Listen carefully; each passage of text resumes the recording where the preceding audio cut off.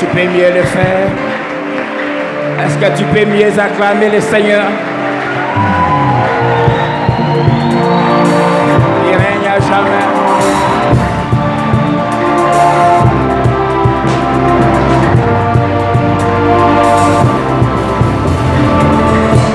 Béni sois-tu, Seigneur, le Dieu de toute consolation, le Père qui sait essuyer les larmes, le Dieu qui sait consoler,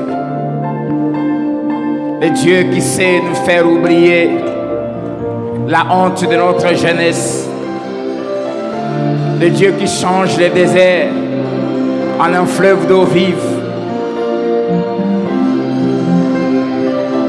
le Dieu fidèle, le Dieu saint, le Dieu qui ne change pas, le Dieu qui règne à jamais, le Dieu de gloire,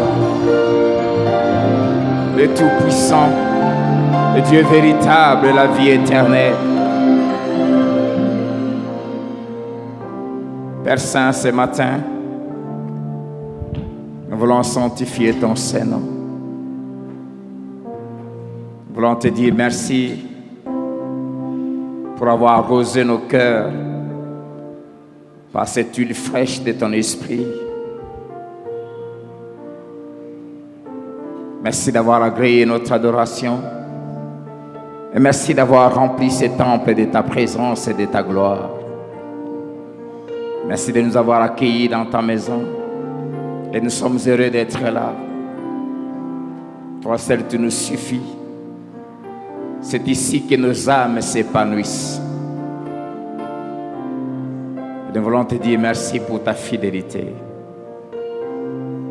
Seigneur, tu nous as protégés depuis que l'année a commencé.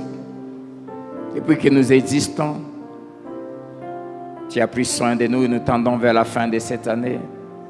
Et nous sommes en train de jouir de tes faveurs et de tes grâces.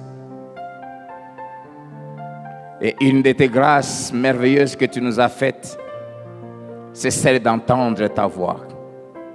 La Bible dit, heureux le peuple qui connaît le son de la trompette.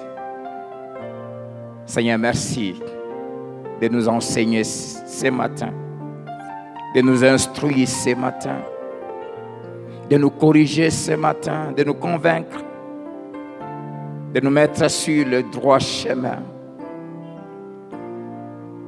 Merci de nous sanctifier par ta vérité, car ta parole est la vérité.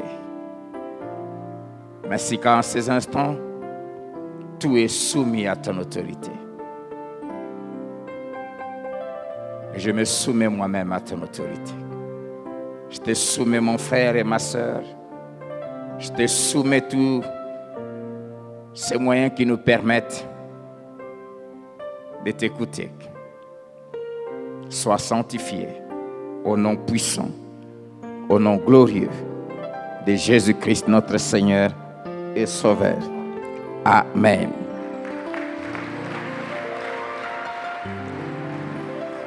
Amen.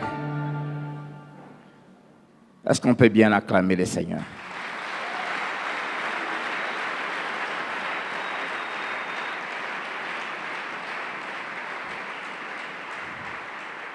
Que le nom du Seigneur soit béni.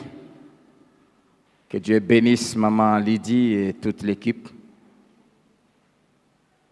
Que Dieu vous fasse du bien vraiment. Merci beaucoup. Bonjour à chacun de nous. Je rends grâce à Dieu qui nous donne encore l'opportunité d'être là ce matin dans sa présence et de l'écouter. Je bénis Dieu qui me fait encore la grâce de me tenir devant cette chair après près de 3 mois. Et mon cœur est tellement dans la joie et je suis très reconnaissant envers le Seigneur pour ces merveilleux hommes de Dieu, ces merveilleux pasteurs que Dieu nous a donnés et qui, pendant tous ces 3 mois, le pasteur Zaché, le pasteur Gilio, le pasteur Fabrice, et pendant 5 dimanches, ici, le pasteur Toti, Dieu nous a tellement fait du bien. Ça fait du bien quand tu as des enfants qui sont assis dans la parole. Ça te permet de souffler. Et je n'ai pas regretté. J'ai encore envie même de céder encore à chacun 2 mois, 2 mois, 2 mois. Lisez encore bien vos Bibles parce que prochainement, ça sera 2 mois chacun. J'aimerais qu'on puisse dire merci à Dieu en l'acclamant pour ces hommes de Dieu que Dieu nous a donnés.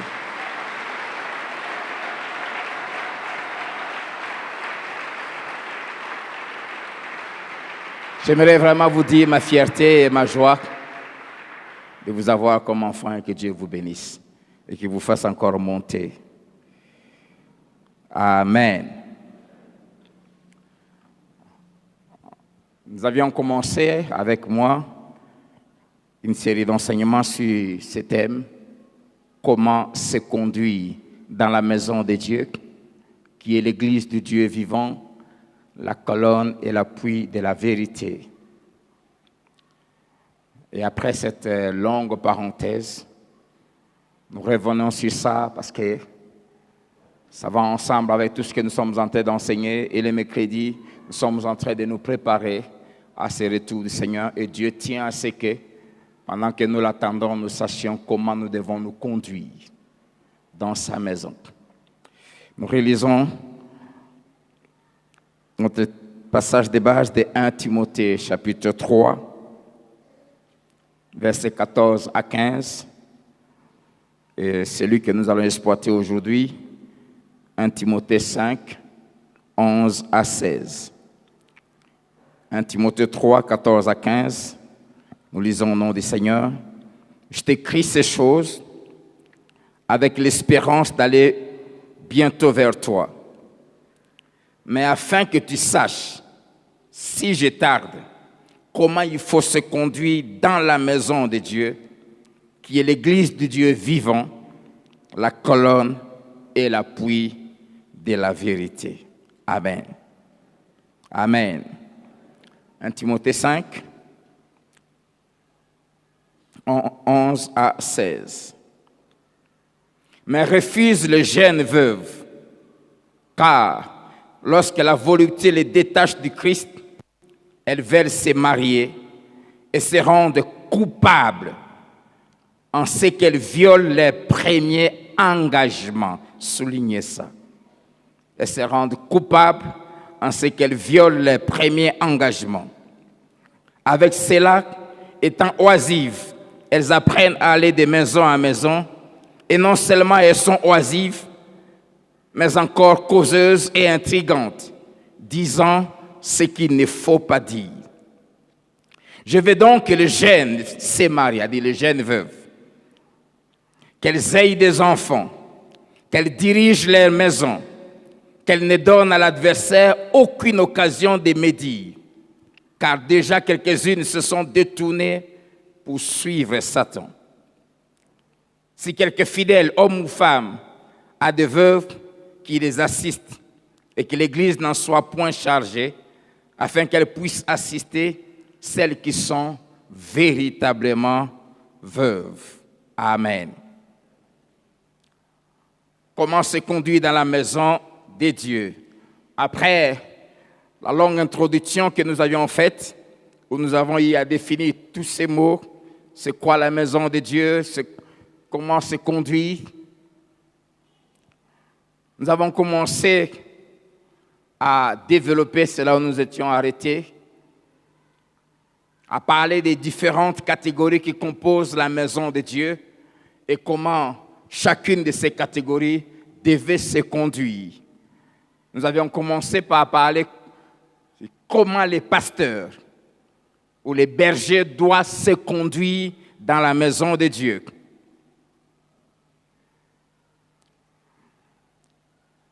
Et après ça, nous avons commencé à parler de comment les femmes doivent se conduire dans la maison de Dieu.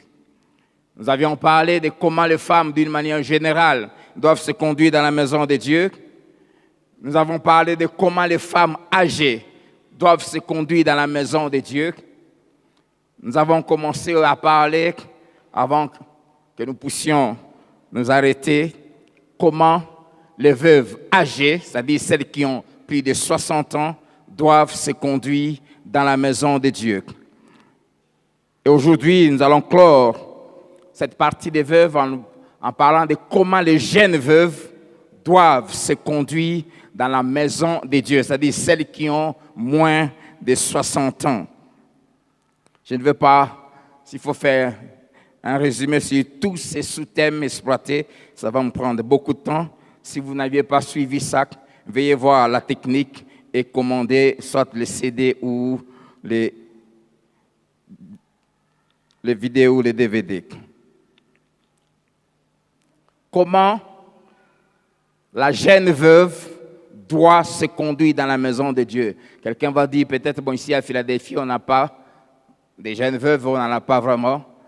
Nous enseignons la parole de Dieu et le désir de mon cœur, et je déclare qu'aucun de vous, aucun des hommes ne mourra tôt pour laisser sa femme jeune, au nom de Jésus. Mais nous enseignons la parole de Dieu, nous allons voir comment elle est riche. Et j'aimerais développer ce matin 3 vérités fondamentales liées à la conduite dans la maison de Dieu de la jeune veuve. Et nous terminerons cette série sur la femme en général, dimanche prochain, en parlant de comment la jeune fille doit se conduire dans la maison de Dieu, et puis on va entamer les hommes. La première vérité fondamentale qu'il faut savoir, elle nous est donnée au verset 11. Mais refuse le jeune veuve.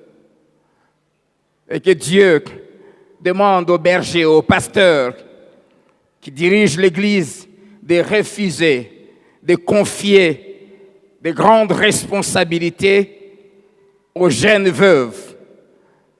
Des responsabilités qui exigent une totale consécration, une grande disponibilité.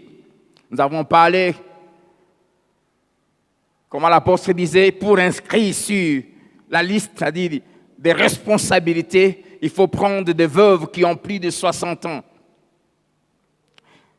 Simplement parce que ces responsabilités de direction exigent beaucoup plus de disponibilité, beaucoup plus de consécration. C'est pour cela que le Seigneur dit, ne les confiez pas aux jeunes veuves, confiez-les aux veuves que la Bible appelle véritablement veuves, c'est-à-dire qui ont plus de 60 ans, parce qu'ils n'ont plus d'enfants sous leur charge et qu'ils ont tout le temps à consacrer à Dieu dans la prière, dans le jeûne, dans les services à l'Église, dans les services des bonnes œuvres vis-à-vis des hommes de Dieu, vis-à-vis de tout ce qui s'est fait dans la maison de Dieu. Ils ont plus de temps parce qu'ils n'ont plus de choses qui les occupent à s'occuper des autres, des malades, des jeunes femmes qui se marient pour leur enseigner, comme nous avions parlé, comment elles doivent aimer leurs maris, aimer leurs enfants et prendre soin de leur maison. Et ces responsabilités exigent une certaine manifestation des actes que cette femme a eu à poser dans sa marche avec Dieu. Par exemple, le fait qu'elle a été fidèle à son mari. Toute sa vie, elle a été épouse d'un seul homme. Elle a été une femme qui était consacrée à Dieu par de bonnes œuvres qu'elle a eu à pratiquer aux yeux, au su de toute l'Église et qui prouve qu'on peut lui confier de lourdes tâches. J'aimerais nous donner un conseil, nous tous qui servons Dieu, qui voulons servir Dieu. Il ne faut jamais accepter des responsabilités quand vous savez que vous n'aurez pas du temps à les consacrer. C'est pour ça même quand vous voulez entrer dans un département, tenez compte aussi de votre emploi du temps, de vos tâches professionnelles, pour éviter de prendre des responsabilités que vous ne saurez jamais remplir. S'il y a une chose que Dieu n'aime pas, ce sont des excuses quand il faut s'occuper de ses affaires. La deuxième chose, c'est que la volonté de Dieu pour les jeunes veuves, c'est-à-dire les moins de 60 ans, comme le verset 14 le dit, je veux que le jeune se marie, c'est qu'elle puisse se marier. Ou se remarier, s'il faut dire ainsi.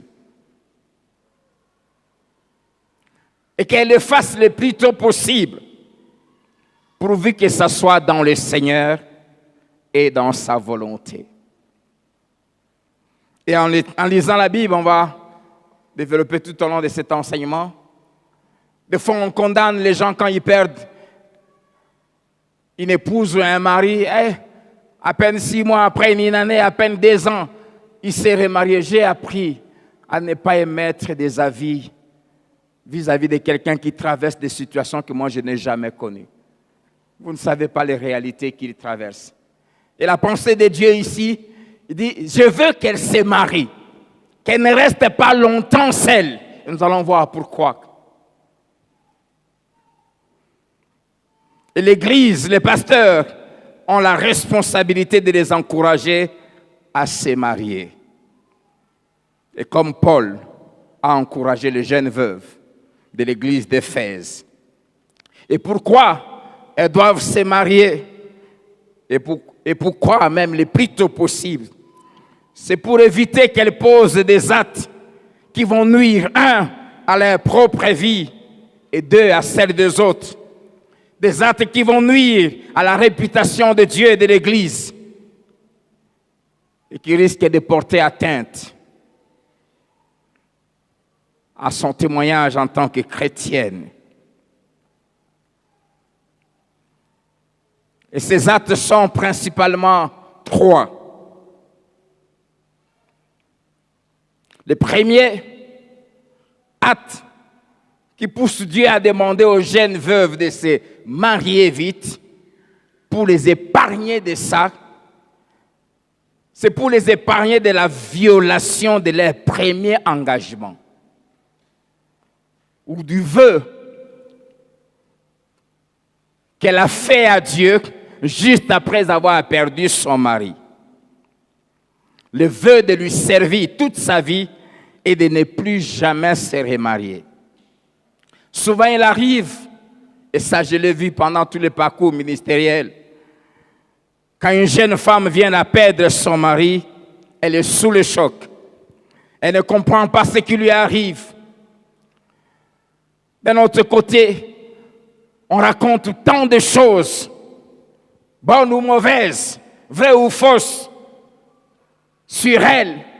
Elle subit tant de pressions, surtout dans nos familles africaines, et de fausses accusations. Elle est tiraillée par tant de questions qu'elle se pose dans sa tête sur son avenir, sur l'avenir des enfants qui sont encore trop petits. Elle pense au regard des autres.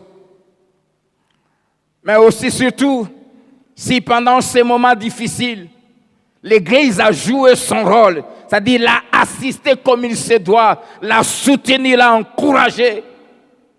Généralement, souvent, j'aimerais vous encourager à éviter ça. Souvent, elles font des vœux à Dieu. Souvent, elles prennent des engagements sans trop réfléchir, en disant, je ne veux plus me marier. Je vais consacrer toute ma vie jusqu'à ma mort à servir Dieu.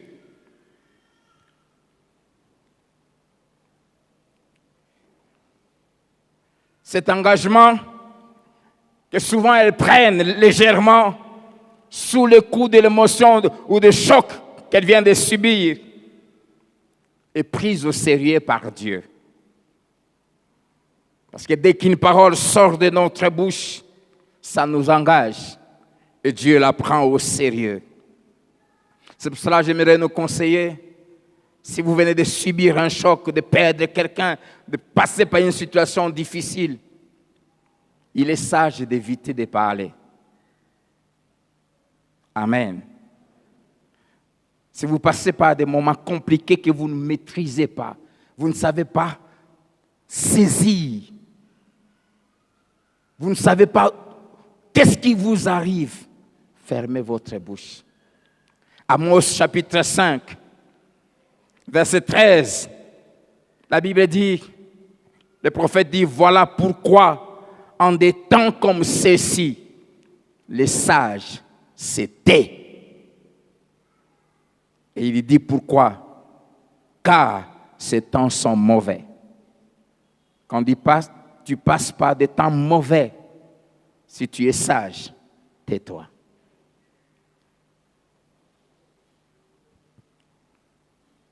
Une de mes fillettes a dit cette phrase qui m'a beaucoup marqué. Il dit, le silence est un ami qui ne trahit jamais. Le silence est un ami qui ne trahit jamais. Dieu prend au sérieux tout engagement qui sort de notre bouche. C'est pour ça que j'aimerais nous inviter ensemble à lire Nombre chapitre 30.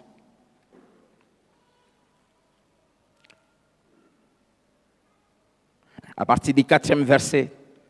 Lorsqu'une femme dans sa jeunesse et à la maison de son père fera un vœu à l'Éternel et se liera par un engagement et que son père aura connaissance du vœu qu'elle a fait et l'engagement par lequel elle s'est liée, si son père garde le silence envers elle, tout vœu qu'elle aura fait sera valable. Et tout engagement par lequel elle se sera liée sera valable.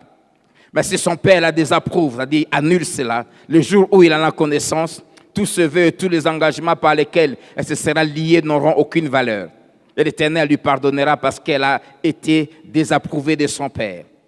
Lorsqu'elle sera mariée, après avoir fait des vœux, ou s'être liée par une parole échappée de ses lèvres, même si c'est une parole échappée, ça vous lie. Et que son mari en aura connaissance. S'il garde le silence envers elle le jour où il en a connaissance, ces vœux seront valables. Et les engagements par lesquels elle se sera liée seront valables. Mais si son mari la désapprouve le jour où il en a connaissance, il annulera le vœu qu'elle a fait et la parole échappée de ses lèvres par laquelle elle s'est liée. Et l'Éternel lui pardonnera. Écoutez le verset 10.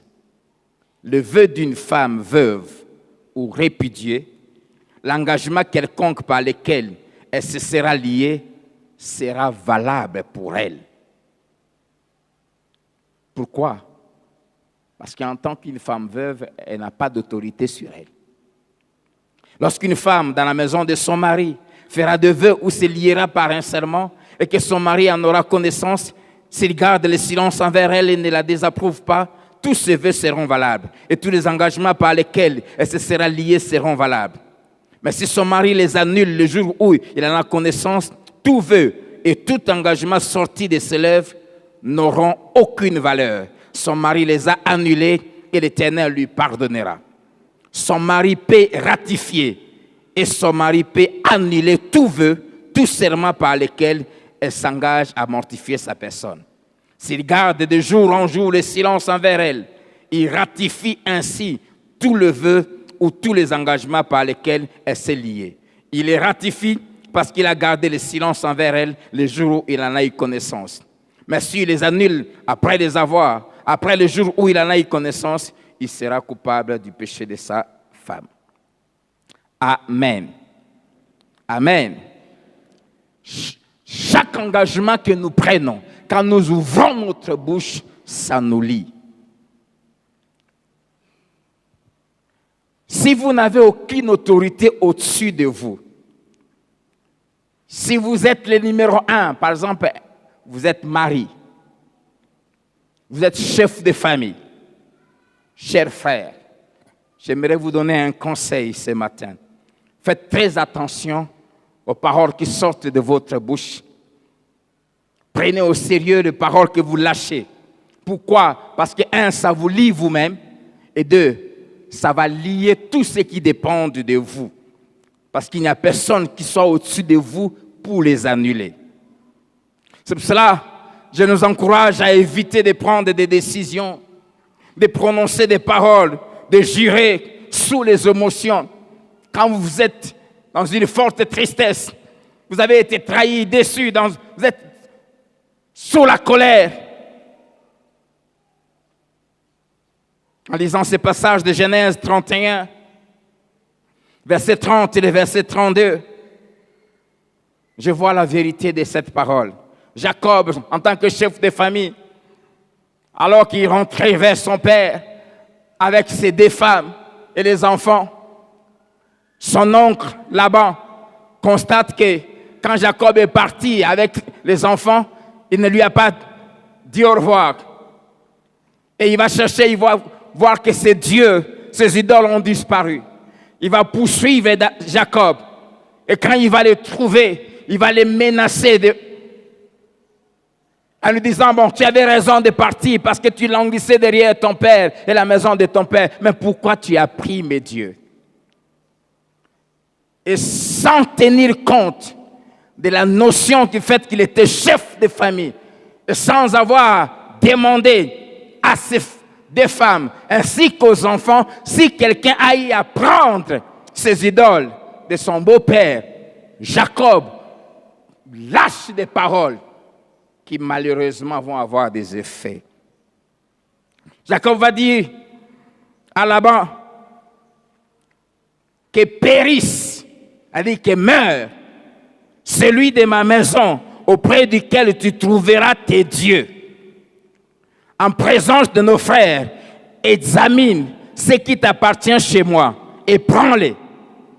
La Bible ajoute, Jacob ne savait pas que Léa les avait dérobés. Et Laban va se mettre à chercher dans toutes les affaires de Jacob et de sa famille. Et quand il va arriver chez Léa, et plutôt chez Rachel qui avait pris ses idoles, elle les a placées sur quelque chose et elle s'est assise dessus. Et quand son père est arrivé devant elle, elle dit à son père, je suis dans mes règles, je ne sais pas bouger. Et son père a cherché partout, sauf dans la malle qui était sous Rachel. Et il n'a rien trouvé. Jacob se fâche. Tu vois, tu m'as accusé faussement. Laban a dit, excuse-moi. Et Laban est parti. Mais Jacob avait déjà dit que c'est lui ou celle de ma maison qui a pris ses biens qu'il meurt.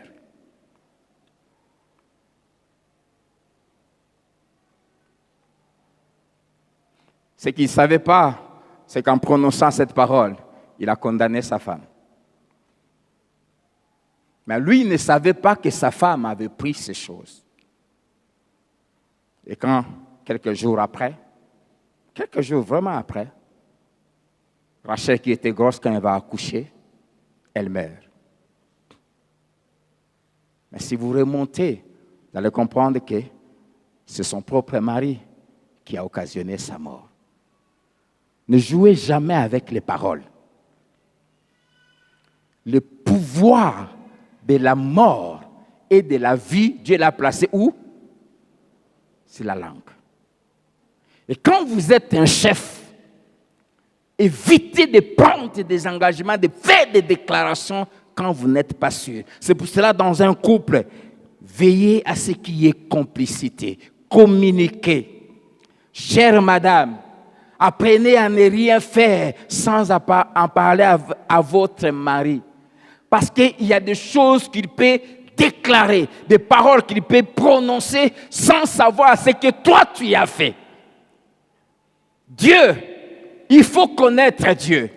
Dieu n'est pas, je ne cesse de nous dire, dans les émotions, dans les sentiments. Dieu est lié à sa parole.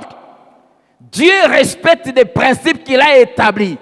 Pour Dieu, toute une entreprise, toute une structure dépend de celui qu'il a mis à la tête. Le bonheur ou le malheur dépendent de lui. Je prie que ce qui était arrivé dans ce couple ne vous arrive pas.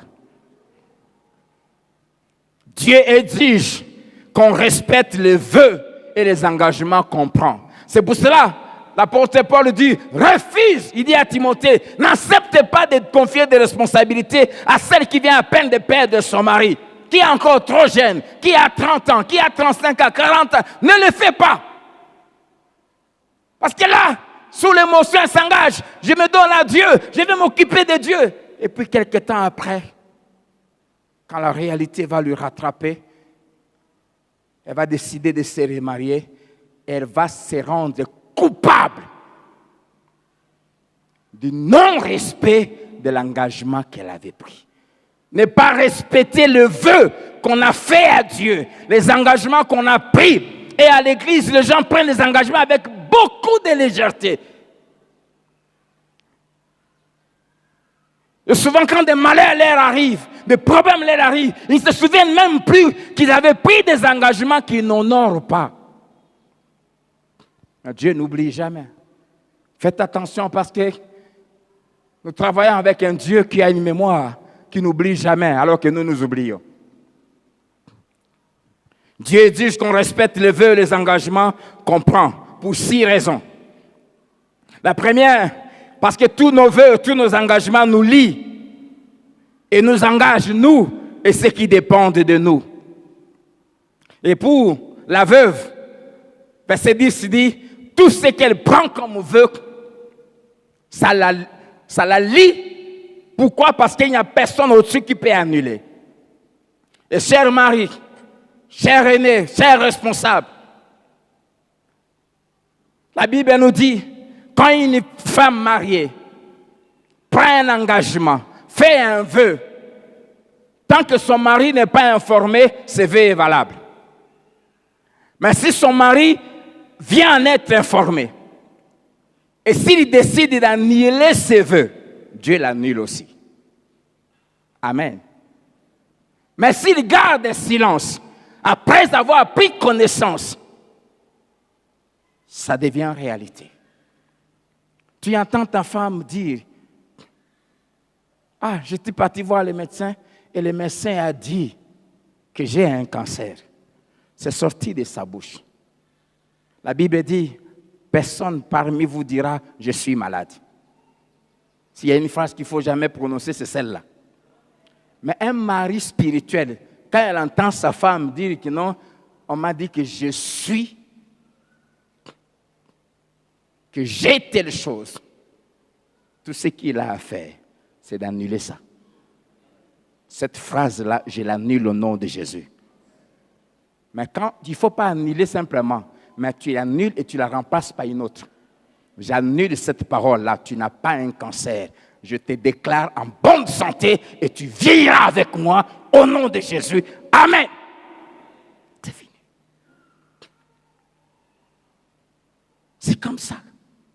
C'est pour cela que Dieu insiste pour ne jamais mépriser l'autorité qui est établie sur vous.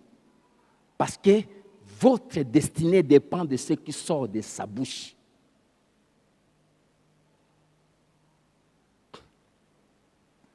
Amen.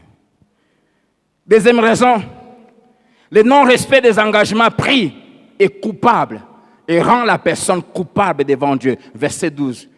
En ne respectant pas le premier engagement, elle se rend coupable. Et se rendre coupable veut dire digne d'être jugé et condamné. C'est appeler un jugement et une punition. Vous allez lire 2 Samuel chapitre 21 à la maison, tous les chapitres. Par Josué, les enfants d'Israël s'étaient engagés envers les Gabaonites de ne jamais leur faire du mal, de ne jamais les tuer. Ils sont tombés dans les pièges de la ruse des Gabaonites. Josué s'était engagé et pour Dieu, c'était acté. Plusieurs siècles après, Saül devient roi. Dans sa haine contre les Gabaonites, Saül va leur faire la guerre et il va tuer beaucoup de Gabaonites. Et en faisant cela, il a violé l'engagement que Josué avait pris au nom de toute la nation d'Israël vis-à-vis de ses peuples. Saül est décédé. Les années sont passées. David devient roi. Et puis, Dieu frappe le pays par une forte famine. Une famine qui détruisait. David va chercher Dieu pour comprendre. Et Dieu lui dit, ce qui vous arrive, c'est à cause de Saül. Parce que Saül a violé l'engagement que Josué avait pris vers les Gabaonites. Va arranger ça. David va chez les Gabaonites, il leur dit, le malheur qui nous arrive, c'est parce que Saül avait violé le vœu que nous vous avions fait. Dites-moi, que dois-je faire au nom de mon peuple pour corriger ça? Les Gabaonites ont dit, tout ce que nous voulons, parce que Saül nous avait tués, livre-nous 7 descendants de Saül, que nous puissions les pendre. Et l'affaire sera réglée. David rentre. Il a cherché, il a pris 7 descendants, arrière-petits-enfants de Saül. Même une de ses filles qui était mariée à quelqu'un, David est allé la prendre. Et il les a livrés aux Gabaonites qui les ont pendus. Et juste quand ils ont pendus, la colère de Dieu s'est arrêtée. Bien-aimés, ne jouez pas avec les engagements sacrés. Que de légèreté. Je vais faire ceci pour Dieu. Je vais faire ceci à l'église. Je vais faire ceci. Et puis après, ouais, la personne, silence. On ne joue pas. C'est grave. Et si vous êtes là, il faut vous repentir sérieusement.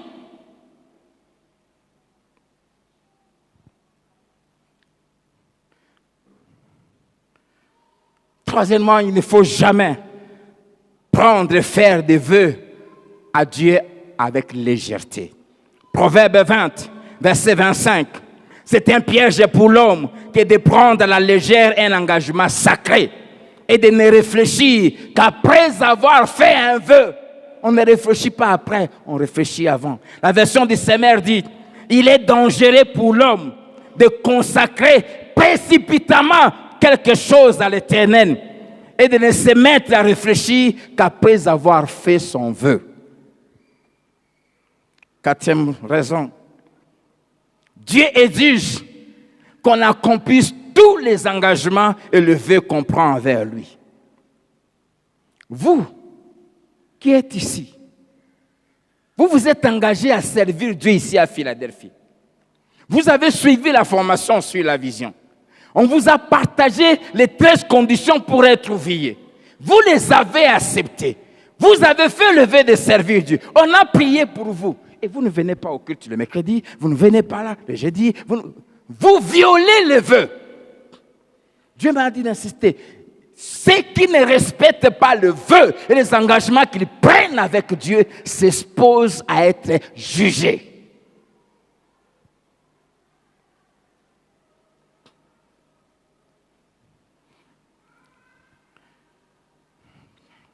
C'est dangereux.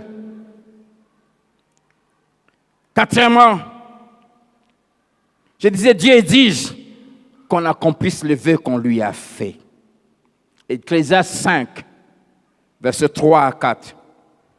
Lorsque tu fais un vœu à Dieu, ne tarde pas à l'accomplir. Dis à ton voisin, ne tarde pas. Pourquoi? Car il n'aime pas les insensés. Ceux qui n'accomplissent pas le vœu, Dieu les appelle insensés, des fous. Un fou, c'est quelqu'un qui ne réfléchit pas sur les conséquences des actes qu'il pose. Et le fait de ne pas réfléchir ne vous épargne pas de ces conséquences-là.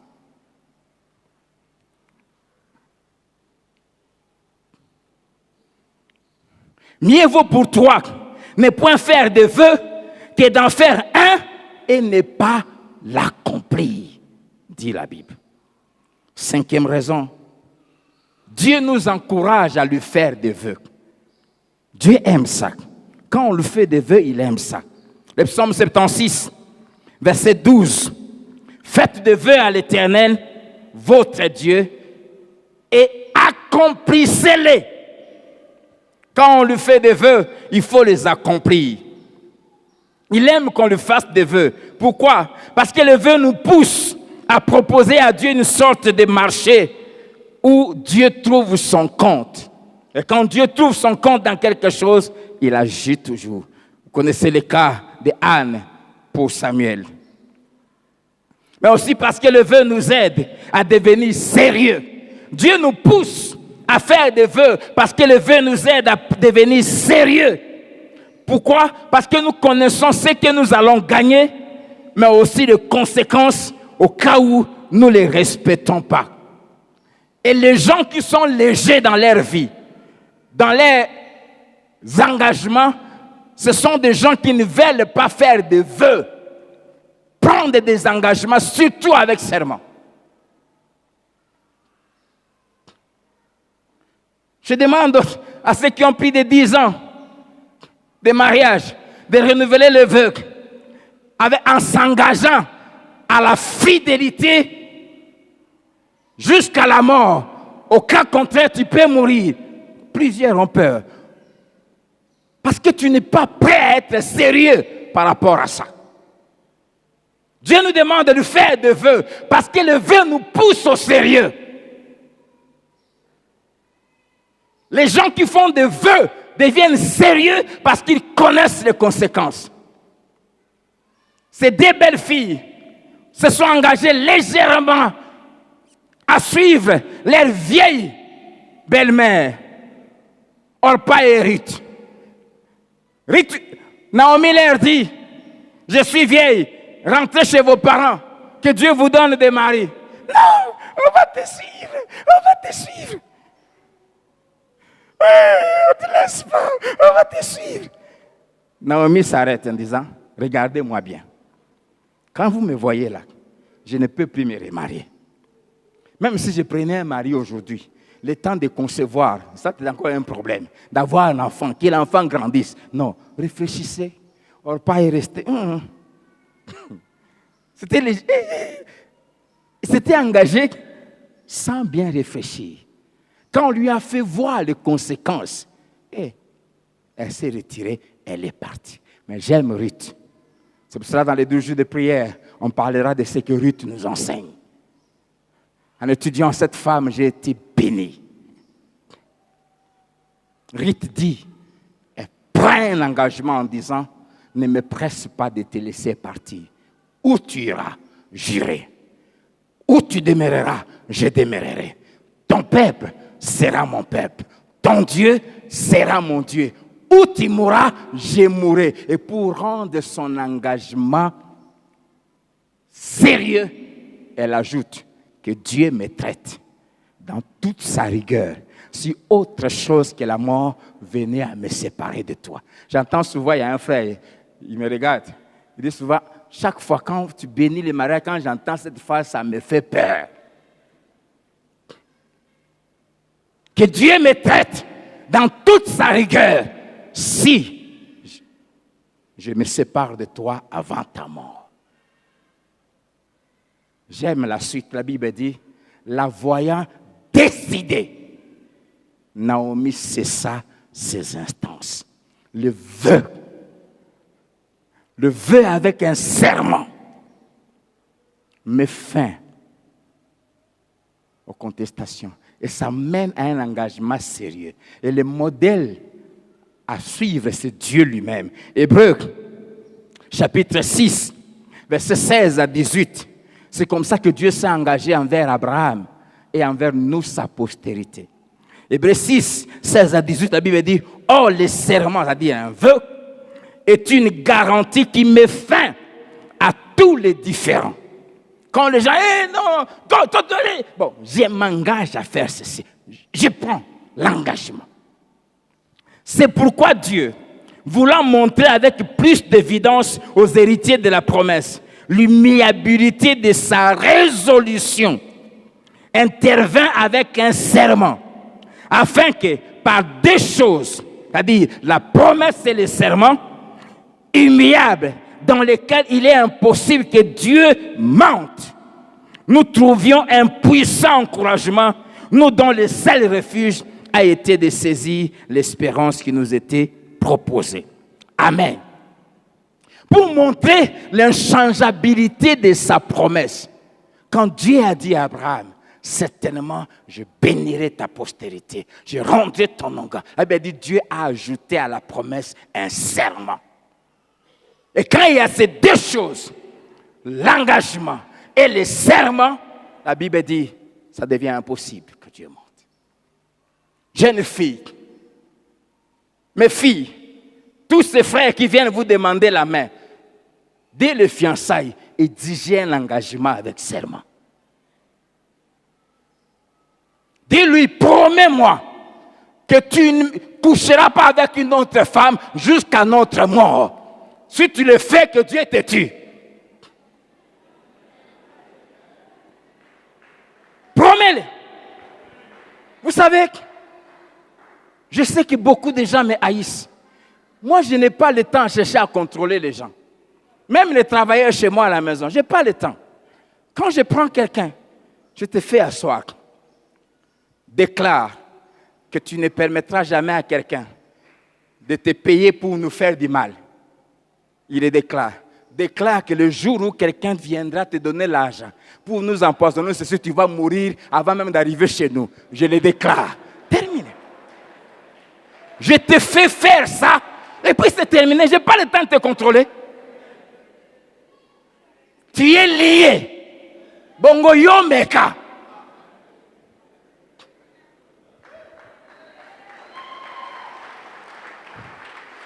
Nous avons trop de légèreté à l'église. Trop de chrétiens légers dans les engagements. Des problèmes que nous résolvons dans les bureaux. Vous vous êtes entendu de faire une affaire. Vous vous êtes entendu de ceci.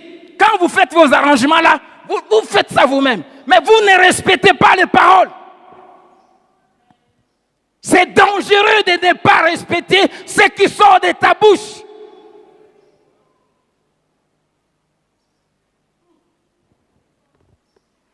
Tu es lié. Vous faites votre lit Kelemba. Oh non, c'est moi je donne. Toi tu donnes. Tu t'es engagé. Et puis après tu fuis. Tu as fui un homme, tu n'as pas fui Dieu. C'est ce que les gens oublient. Tu es tenté de fuir là avec une chaîne au cou. Quand il a fui, laisse-lui. Sache que tu le tiens par une chaîne au cou. Tire simplement ça. En disant à Dieu, il s'était engagé. Occupe-toi de lui. Fuis. Fuis avec cet argent-là. Ça t'atteindra. Tu payeras. Quelqu'un qui louait chez moi dans ma maison à Kinshasa a fui avec mon argent, 13 000 $. Il a quitté la maison, il a fui.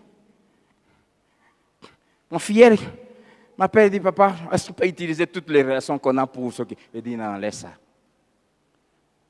Moi-même, j'en ai aussi, laisse ça. Il s'était engagé à payer ma maison. Il est lié. Toute une nuit, j'ai fléchi mes genoux. J'ai dit à Dieu, tant qu'il ne payera pas mon argent, ni lui, ni ses enfants, ni ses petits-enfants, personne ne le verra sa tête. Partout il ira, jusqu'au jour qu'il reviendra. Partout, même chez les Nganga, on lui dira, tu as un problème avec un pasteur, va arranger ça. Même les démons vont lui dire ça. On fait tous les fétiches, ça ne marche pas. On voit 13 000 et quelques chez quelqu'un. Ne suivez pas les gens. Quelqu'un te fuit. C'est pour cela, ne contractez rien sans engagement. Le Dieu de la Bible est un Dieu d'alliance. Qui dit alliance, dit engagement.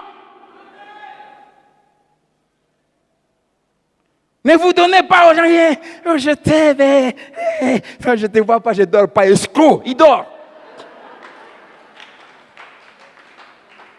Après t'avoir dit, je ne dors pas, il dit, bien, promets-moi.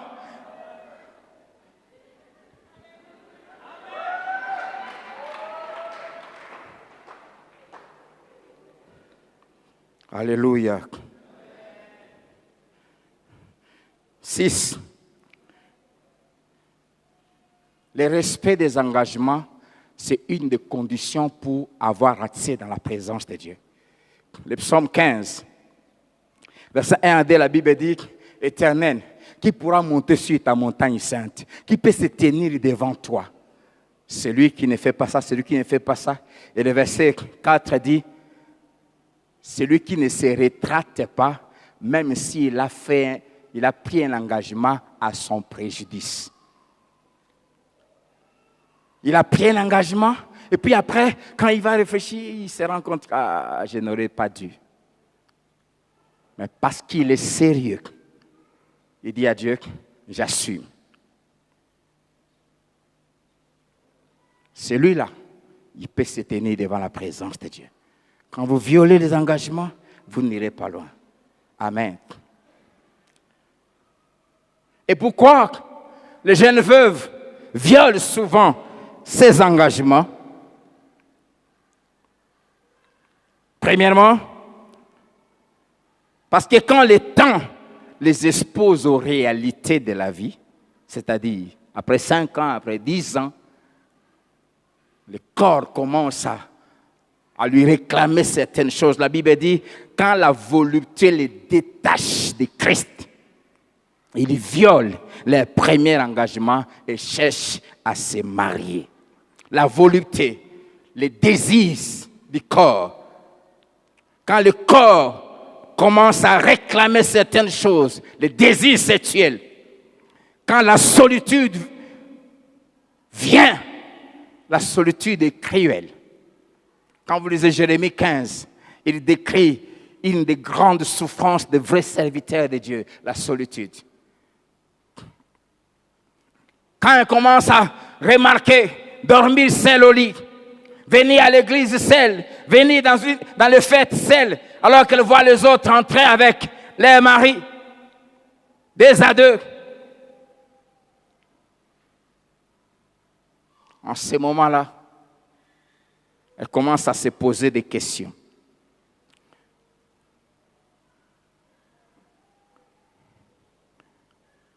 L'envie de chercher quelqu'un avec qui parler, avec qui partager ce qu'on pense, ce qu'on ressent. C'est pour ça que la Bible dit qu'elles deviennent oisives.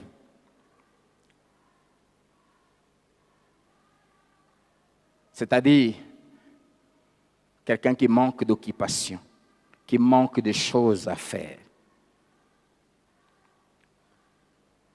L'oisiveté est une très mauvaise chose.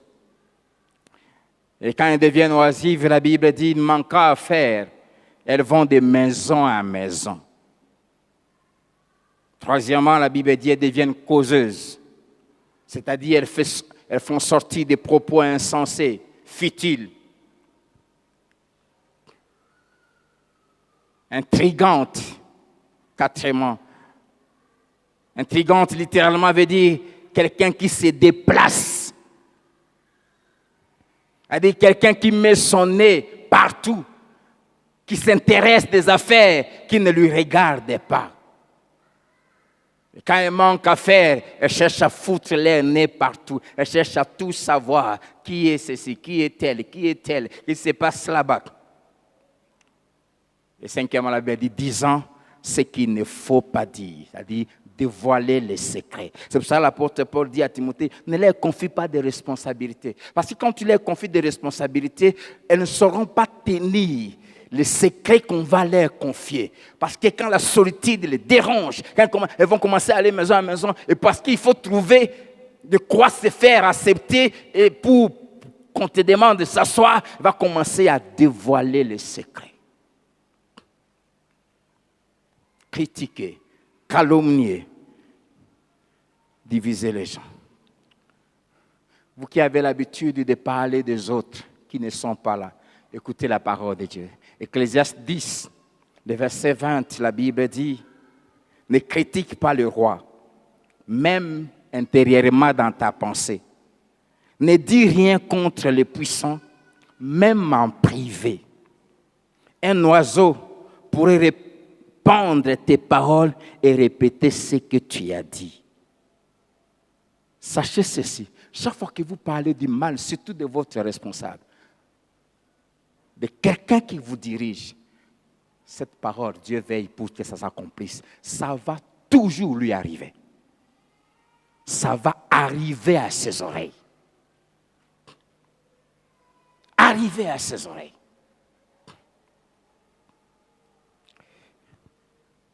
Sachez-le bien, pour éviter l'oisiveté, cette errance, j'aimerais encourager, chez la femme, je demande à tous les hommes qui sont mariés de savoir et de faire ces choses. 1. Tout homme marié doit savoir que la femme est attachée à sa maison. Amen. Elle est très attachée à sa maison. Si l'homme est attaché à l'extérieur parce qu'il doit aller chercher, Dieu a fait que la femme s'attache à sa maison. Deuxièmement, Dieu a fait que la femme puisse trouver du repos c'est-à-dire à l'intérieur, dans la maison de son mari. Ruth chapitre 1, verset 9, Naomi dit à ses filles, que l'Éternel vous fasse trouver à chacune du repos dans la maison d'un mari. Et au chapitre 3, verset 1, elle dit à Ruth, ma fille, je voudrais aujourd'hui assurer ton repos dans la maison de cet homme. Quelle que soit la famille où elle vient, quel que soit ses niveaux d'études, quels que soient ses moyens, quel que soit tout ce que les parents lui ont offert, une femme telle que Dieu l'a créée, le repos, l'épanouissement complet, elle le trouve dans la maison de son mari. Amen. Amen. Sa maison est le lieu où elle trouve du repos. Et si une femme arrive à trouver du repos dans sa maison, si son mari ne lui fait pas vivre une guerre à la maison, si son mari ne lui met pas mal à l'aise, si son mari ne la dégrade pas, si son mari lui laisse s'épanouir, cette femme elle sera productive. Elle va s'épanouir, elle va produire, elle va bâtir sa maison, comme la Bible dit, la femme sage bâtit ça. Mais pour qu'une femme bâtisse la maison, il faut que cette maison soit un lieu de repos, pas de guerre. 1 Roi chapitre 5, verset 3 à 5, Salomon explique comment il est impossible de bâtir, quels que soient les moyens qu'on a quand il y a des guerres. Il dit à Hiram, il dit, tu sais que David, mon père, n'a pas pu bâtir une maison à l'Éternel Dieu à cause des guerres dont ses ennemis l'ont enveloppé jusqu'à ce que l'Éternel les eût mis sous la plante de ses pieds. Maintenant, l'Éternel, mon Dieu, m'a donné du repos de toutes parts, plus d'adversaires, plus de calamités. Voici, j'ai l'intention de bâtir une maison au nom de l'Éternel, mon Dieu.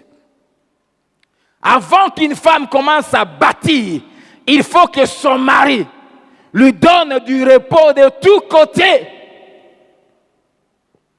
Vous croyez que vous allez dire Amen?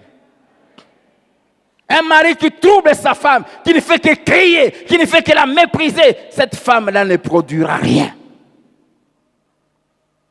Amen. Des jeunes gens viennent tout le temps, pas plus tard que... Il y a des jours, je crois, il me disait...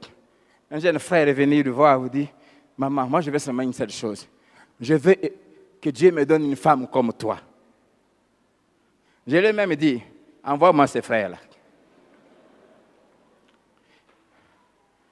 Pour que Dieu te donne une femme comme elle, il faut que tu sois à mesure de lui donner le repos que moi je donne à cette femme. Si tu es en train de l'étouffer, tu es en train de l'écraser, tu es méchant, tu es dur, Quand il y a des guerres, on ne bâtit rien. C'est à la femme que Dieu a confié la responsabilité de bâtir la maison, de bâtir la famille. Mais si tu veux qu'elle bâtisse, donne-lui le repos chez elle. Laisse à la femme la liberté de gérer sa maison. Ne lui amène pas de belles sœurs qui viennent lui troubler chez elle. Ne lui amène pas de belles mères qui viennent lui troubler chez elle.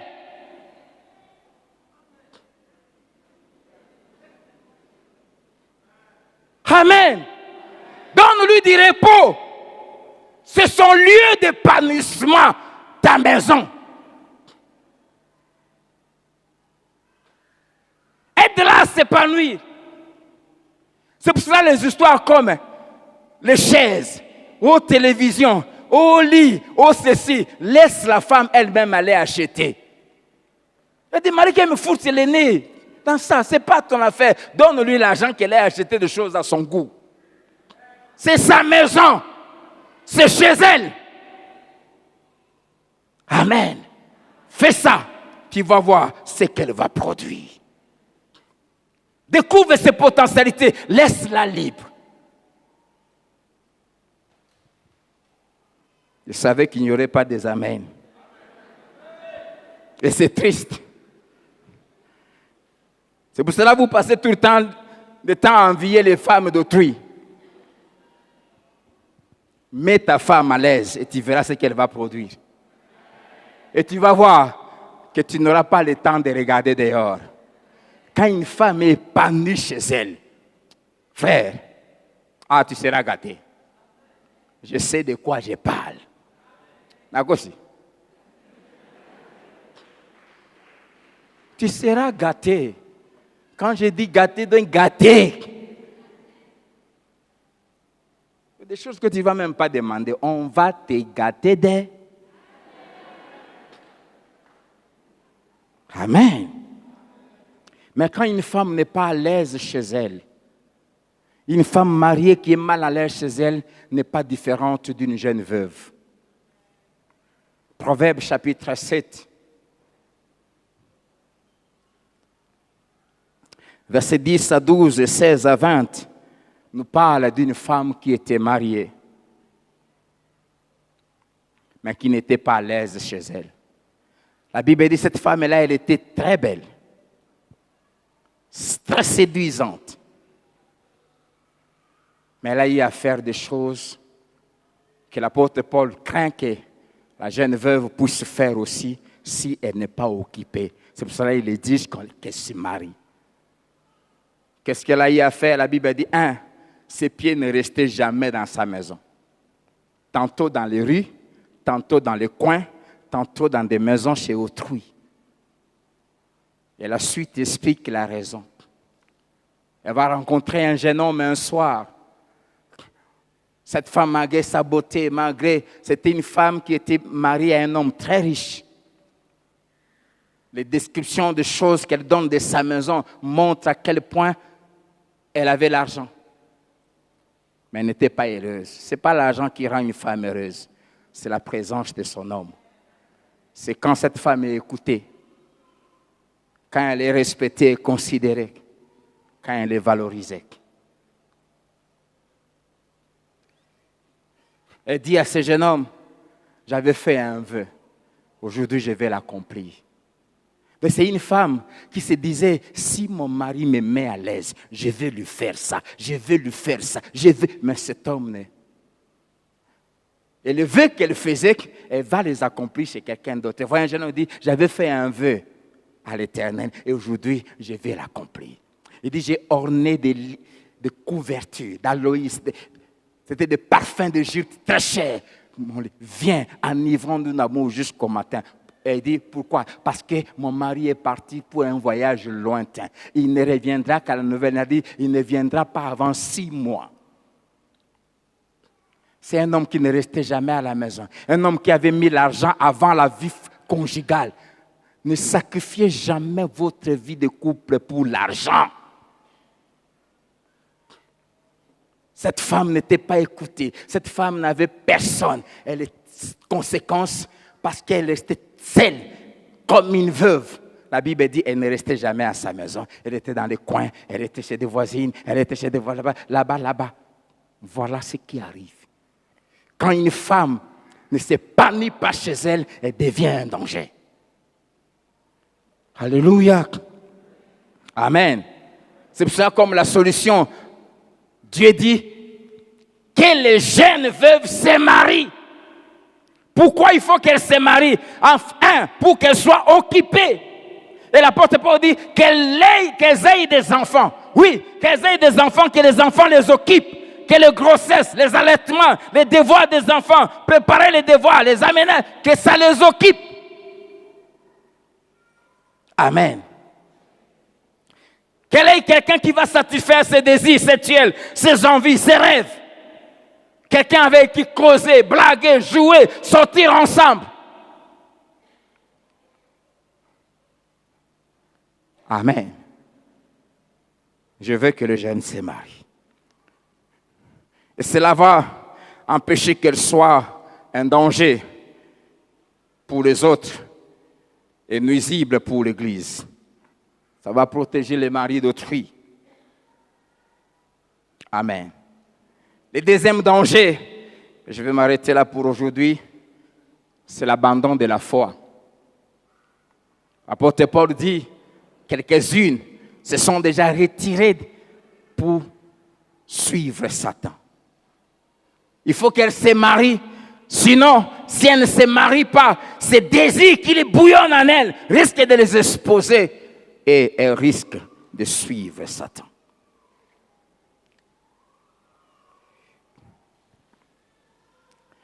Et le troisième acte qu'il faut éviter, c'est de devenir une cause de discrédit pour Dieu, pour l'Église, pour le royaume des cieux. Qu'elle se marie pour ne pas donner à l'adversaire l'occasion de médire. Amen. Amen. Amen. Et l'idéal pour Dieu,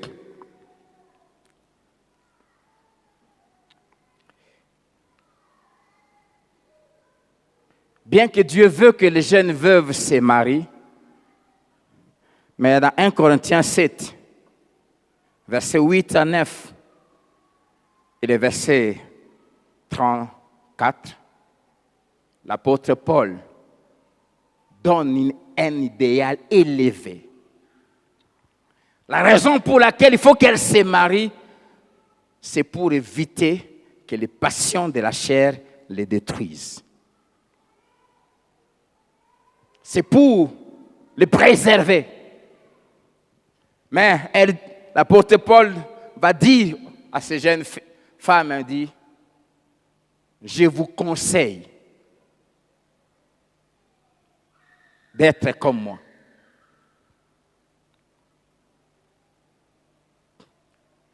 De ne pas vous remarier. Pour que vous soyez plus utile au Seigneur. Si elle se remarie, si elle se marie, ça va la protéger. Mais si elle veut atteindre des niveaux élevés, Dieu lui conseille de rester comme ça pour consacrer tout son temps à Dieu. C'est-à-dire le respect du premier engagement. S'il y a une chose qui a fait que l'apôtre Paul puisse travailler plus que même le 12, alors qu'il s'est converti presque 7 ans après eux, c'est parce qu'il était célibataire. Et l'apôtre Paul dit, à une condition, si elles savent se contenir. Mais si elles ne savent pas se contenir, qu'elles se marient. Car mieux vaut se marier que de brûler. Amen. Amen.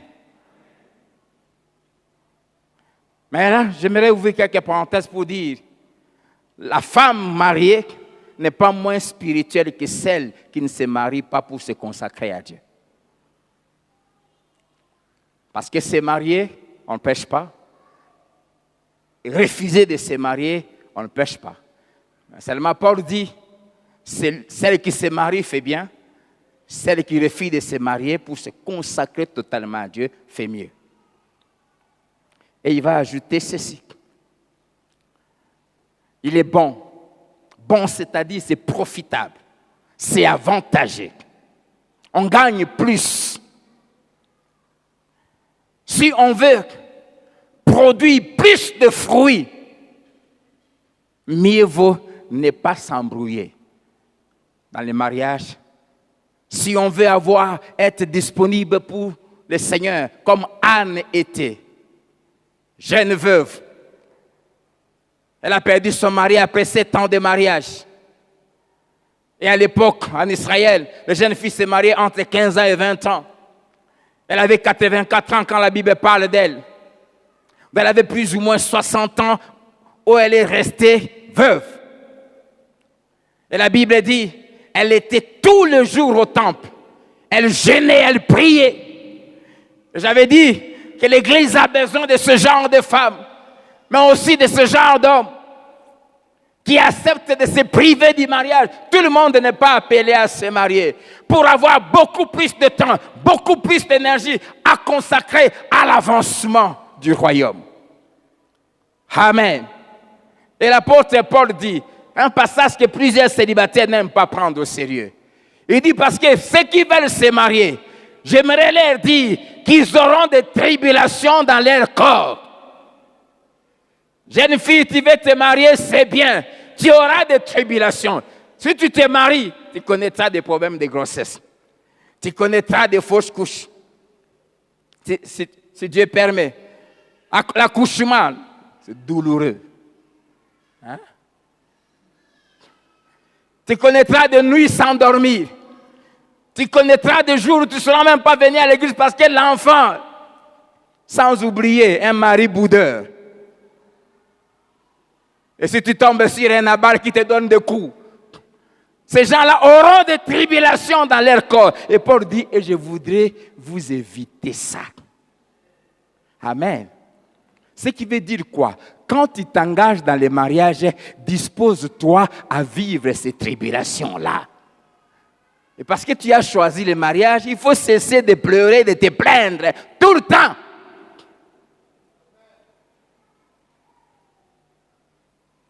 Je dis souvent aux gens, ce frère-là, chaque nuit, et qui t'avait dit que quand tu pars, ça sera dormir? Qui t'a dit ça? Alléluia. Amen.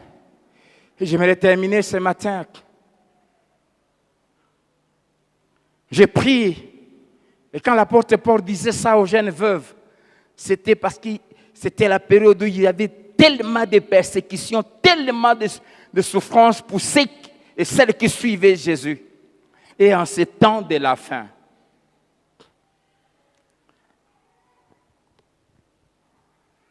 de plus en plus, je commence à encourager ceux et celles qui ne sont pas mariés à se consacrer plus à vivre pour Dieu que de s'embrouiller dans les mariages.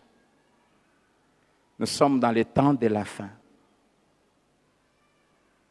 où le mal ne fait que s'accroître. Mais si tu sais que rester comme ça, c'est compliqué pour toi, marie-toi. Mais si tu sais que tu peux te garder, comme Paul, pour être plus utile pour le royaume, je t'encourage de rester comme ça. Je vois quelqu'un dire, pasteur a changé. Hein?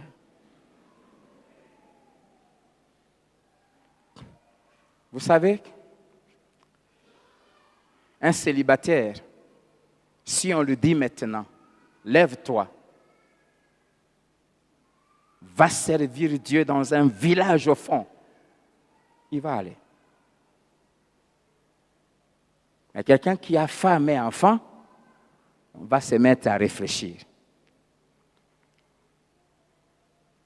Je vous ai montré la difficulté que j'avais eue quand Dieu m'a dit de venir ici à Lubumbashi, comment c'était un débat avec les enfants. Mais si j'étais seul, c'était pampan. Amen. Mais c'est possible aussi d'être un homme, une femme de Dieu consacrée à Dieu tout en étant marié. Tout est question de la place que Dieu occupe dans ton cœur. En tout cas, le mariage n'a pas changé ma consécration. Le mariage n'a pas diminué ma consécration. Le fait d'avoir des enfants n'a pas changé mon amour pour Dieu. Mais si quelqu'un veut donner beaucoup plus de temps pour Dieu, que des fois tu as envie de t'enfermer pour une semaine, mais tu te souviens que tu as une femme. Que des fois tu as envie Et j'ai une femme qui est tellement directe que tu vois simplement un SMS qui tombe. N'oublie pas que tu as une femme.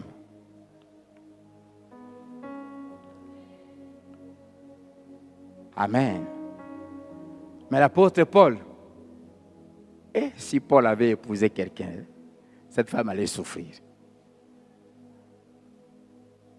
Regardez des gens comme Élie. C'est normal qu'Élie n'ait pas de femme. Quelqu'un qui disparaît pour 3 ans, on ne sait pas où il est. Et puis après, pour il apparaît. Quelqu'un comme Jean-Baptiste, s'il s'était marié, ça aurait été compliqué pour sa femme. Un type, lui, il vit seulement dans la forêt, dans le désert. Pas de contact avec les gens. Dès qu'il reçoit un message, il apparaît. Il largue sa bombe et puis il disparaît. Comment vivre avec un homme comme ça? Y a-t-il des Jean-Baptiste ici? Il n'y a pas d'Élie ici? Et l'amour de Dieu pour Dieu a beaucoup baissé. Ce matin, je cherche des Jean-Baptiste. Imagine, Jésus c'était quelqu'un, c'est pas dans le mauvais sens, qui était presque sans programme. Il arrive dans une ville, il prêche, il dit, lèvons-nous, allons aussi dans des bourgades. Il part. Et quand quelqu'un vient et dit, je vais te suivre, il dit, hey, je n'ai pas de maison, je n'ai pas où dormir, je n'ai pas où rester. Tu vas me suivre comment? Moi je suis, le maître dit, on part. Et l'Église aujourd'hui a besoin de la race de Jésus, de la race de Jean-Baptiste, de la race d'Élie. Et je prie que Dieu en suscite ici à Philadelphie. L'œuvre de Dieu a besoin d'Élie femme.